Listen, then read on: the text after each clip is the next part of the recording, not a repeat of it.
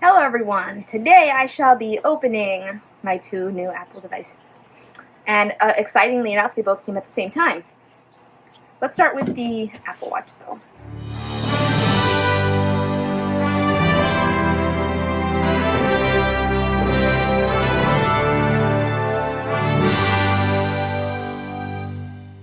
So this is the Apple Watch 10, Series 10. We weren't sure if it was going to be the 10 or the X. But it was the 10, which means that next year might be the X. We'll see. Oh, and I wanted to point out this logo here. This means that it is carbon neutral. And the watch itself, I don't know. I guess it has to be carbon neutral, but some of the bands are not. So the one I chose was carbon neutral, and it was the best band for me.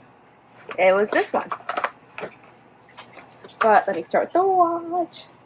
This is really pretty. You see the silver? And they both came September 20th. Yeah, and we didn't actually pre-order either from Apple. No, I guess we did. No, we waited longer because we didn't have the funds on the day that everything became pre-orderable. But I'm glad I still got everything early. But it would have taken longer from Apple. We got the phone from T-Mobile. Yes, that's true. Ooh. It's so pretty. I hate that they don't give stickers anymore. This comes in this little paper thing that I don't even think I can I slide it out, or do you have to break it?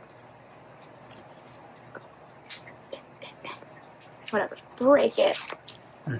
That's satisfying. Like opening candy. La la la. Then it comes charged.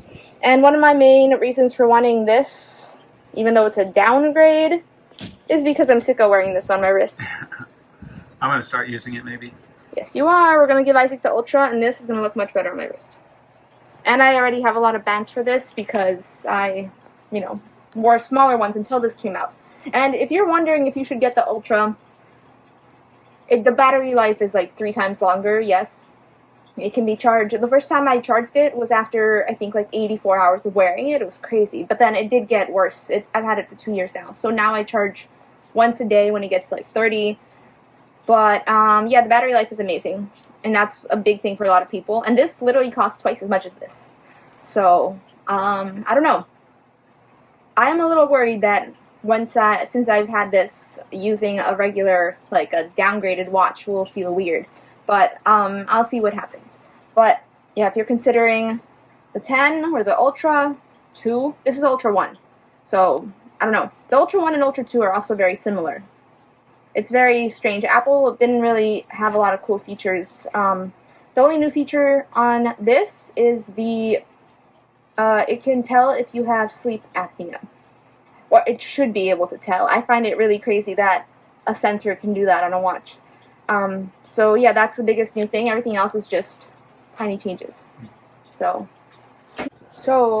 yeah. I'm currently wearing a 6, I think, so I'm excited to start wearing the Ultra. Why is Isaac wearing the 6? Because I lost my 8. You lost your 9, you broke my 8, and you ended up with the 6. My old 6 that you didn't break. I originally bought this 6, but whatever. Anyway. Isaac likes to break things, so he doesn't get... This is hard to break, so we'll see if he breaks this. But yeah, this was $3.99, and the features you can find on Apple's website. I don't like to go over the features, just that we were discussing this at work. I work at iPhone Life. After the announcement, we were like, who should upgrade to this watch? And the agreement was, if you have a 9 or earlier, you might want to upgrade to... Not a 9, sorry, an 8 or earlier. You might want to upgrade to this. If you have like a 3, obviously you want to upgrade to this. But if you have a 9, there's not a lot of differences. Unless you have sleep apnea, then get this. Or preferably get a real medical device. But apparently this can do the same thing. We'll see. We'll see. My own doctor is interested in Apple Watches, and he was like, we'll see if the sleep apnea thing is real. So. Well, it can't do the same thing a CPAP machine can do, but it can tell you if you have it. It can tell you if you have sleep apnea, yes. That's cool. It won't save your life, but it will tell you that something is wrong and you should go get checked out. That's cool. So, and I guess you guys decided that because the 9 has like crash detection and all that other stuff. The 9 has everything that this has. This does not have a lot of new features. Most of the new features come from the software update anyway, and from what I understand, they work the same way on the 9 as they do the 10. And there's new apps for the 10 though that were previously on Apple Watch. It's the Depth app. Although they still say you shouldn't dive with this, they literally tell you it's waterproof up to 50 feet, and then they say the Depth app is only used for snorkeling. I've dropped my Apple Watch, probably that one, 6, way deep underwater for a long time, and nothing happened. So if there's no visible damage, I dive in my watches. If there is visible damage, don't swim in it, because, you know, you'll break it. But yeah, that's the Apple Watch. And the Apple Watch band. This is the... I don't know why it's not going to tell me. On the back, it lists all the types of bands they have. And see, it's carbon neutral. By 2030, they're going to be completely carbon neutral, they say. And this is the Plum Sport Loop. And I decided on a Sport Loop because I have tried probably every single Apple Watch band there is to try, including like really fancy third-party ones and really cheap Amazon ones. And my conclusion is that I like this type of band the most. Mm-hmm. And so this was free with the watch, of course, but Amazon sells this exact same thing. Well, probably not exact same. Very similar style, similar colors for a lot cheaper, like I think $10 for like several. So that's what I usually go and do. This is a $200 band from Sandmark, and it's fancy, but it's too fancy and it's not comfortable for typing for me, so it's awesome. And of course, do follow their online guide to measure your wrist, because, you know, better safe than sorry, especially if you want a solo loop. Solo loops are annoying because you have to really make sure that you have the right size. And sometimes a new band doesn't slide in well, and don't worry, you just have to push it in.